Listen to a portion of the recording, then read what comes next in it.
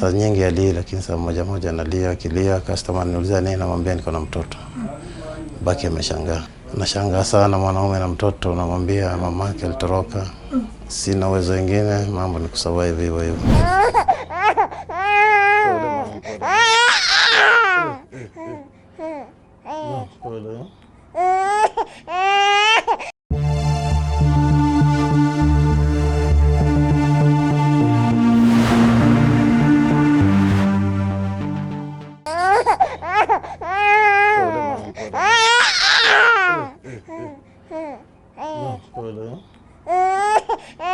Kwa majina naitwa Kennedy Mwangi Wachira. Mimi ni mkaaji wa Kijiji. Bibi yangu tulipokutana alikuwa bibi mzuri sana. Tukazaa huyu kwanza. Tukazaa Eric Mboro. Ya pili tukazaa huyu, akaanza kunywa pombe. Hapo ndio alianzia kunywa pombe. Napata mlango iko wazi. Bibi ni mlevi, amelala. Watoto hawajakula. Nikitoka kazini. Tulipokosana kidogo, ndio akakuja akakaa akiwa na mwezi 2, akaamua tuache. Kamtafuta miezi 2 na nusu, sikumpata. Kaachana naye, naendelea na maisha yangu na watoto. Nafanya kazi ya boda, lakini kwa sasa iko chini, watu waende kazini. Maisha yangu imekuwa ngumu juu lazima nitoke kwa boda, nikuja na chakula nipikie watoto, tukule tulale. Mara kadhaa tumelala njaa kwa sababu saa zingine pesa ipatikani. Koroga uji tunakunywa, Mungu anatusaidia, tunaamka salama. Naamka saa 11 natayarisha hao. Naacha wamelala, napatia maziwa, naenda kazini. Nikirudi narudi. Nikisharudi huyo akikataa kulala na mbeba kwa jacket ndani. Naenda naye kazini, nafanya kazi. Namrudisha masaa 4. Kuja na mchange na muosha. Naendelea na kulala. Narudi kazini tena.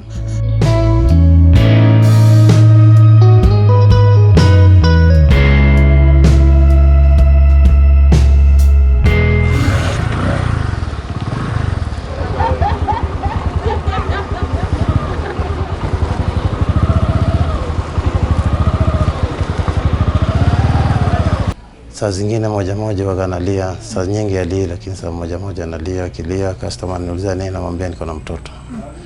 Baki ameshangaa. Anasemanga nini? Nashangaa sana mwanaume na mtoto, namwambia mamake alitoroka. Sina uwezo mwingine, mambo ni kusurvive hivyo hivyo.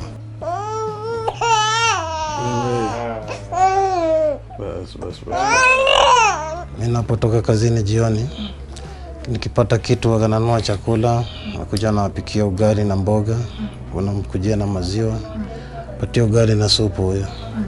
Tunasurvive hivyo. Anapenda sana. Napenda sana ugali na supu.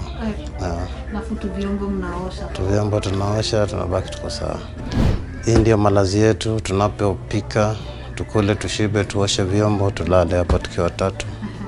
Tuweke neti, Mungu anatusaidia tunalala. Kanalianga saa nyingine usiku. Saa zingine akilia namchamshia maziwa, nampa maziwa kidogo, tunaendelea na usingizi. Subiri kidogo. Tulia. Huyu kama mnavyoona, ako na miaka 2 na nusu, haongei na hatembei. Nienda hospitali nikaambiwa lazima afanyie therapy. Ndio shida yangu kubwa sana. Na chakula ya watoto. Ndio shida kubwa zaidi. Kwa therapy ni pesa ngapi? Therapy niliambiwa kila nikienda ni 2,000.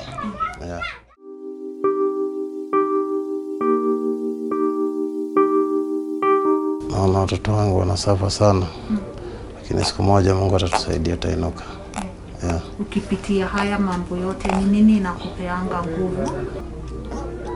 Nipea moyo, kuna siku moja utasimama tu, najua tutatoboa. Ungetaka watoto wako wajue nini kuhusu? Ningetaka wajue niliwashughulikia sana ndio wakasimama. Bado ni strong. Bado niko sawa, nikipata usaidizi yote naweza usukuma hadi wakue. Kuna watu wanaweza uliza, Shago hauna kashamba unaweza jenga nyumba? Shago tuko na shamba ndogo sana. Tuko wengi. So kila mtu amekuja ajitafutie. Kila mtu ameenda kujitafutia Nairobi. Kwa hustle nimehustle kama mjengo, nikakuja kwa boda. Lakini boda ni ngumu juu watoto wako nyumbani peke yao. Ningepata biashara kama duka karibu na watoto, ningesikia vizuri sana. Hustle ingekuwa rahisi nikiwa na watoto wangu pamoja. Kazi najua kujifanyia kwa mkono wangu. Lakini unapenda watoto wako sana. Nawapenda sana.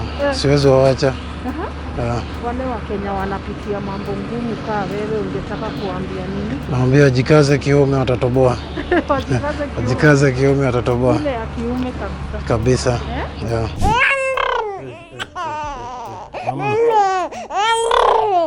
Mama watoto ningetaka ajue anateseka sana watoto.